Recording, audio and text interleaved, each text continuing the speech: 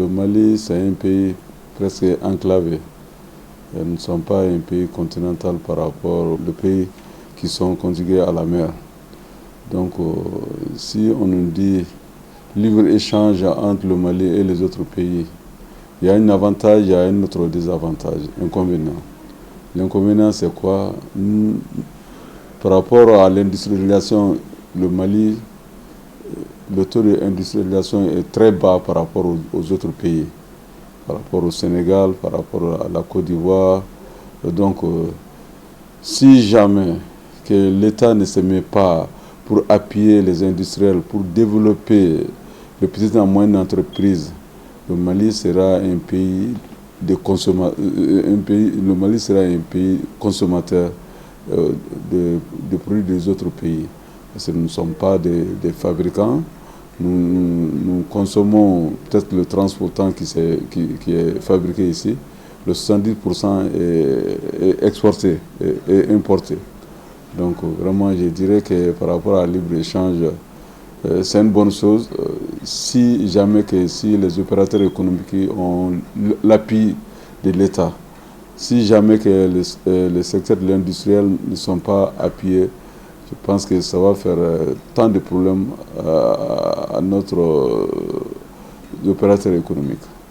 Mais bien sûr, si on veut avancer, si on veut se développer, hein, donc il faut que l'État, tout ça, ça ne peut pas, il faut qu'on ait un État fort, un État qui accepte les opérateurs économiques, un État qui écoute les opérateurs économiques, pour qu'il y aura beaucoup d'échanges entre les acteurs de commerce et nous gouvernants. C'est en ce moment qu'on peut améliorer. Mais sans ça, si on veut venir seulement appliquer et puis dicter, on n'y avancera pas. La conséquence, c'est ça, nous serons le pays des consommateurs, parce que nous ne fabriquons pas beaucoup. Et ce que nous fabriquons aussi, les qualités ne sont pas bien améliorées. Donc, il faut que les qualités soient améliorées, il faut qu'on développe plus d'industrie et que, comme les autres pays ont fait.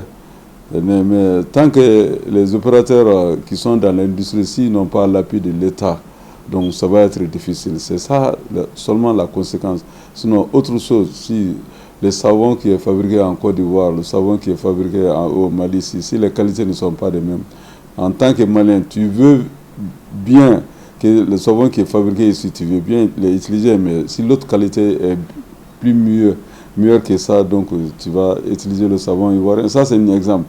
Donc, il faut que, pour améliorer, il faut que nous gouvernons, nous essayer de nous appuyer, de nous assister pour que ça soit amélioré. Ça, c'est j'ai parlé seulement du savon, ça, c'est autant de produits.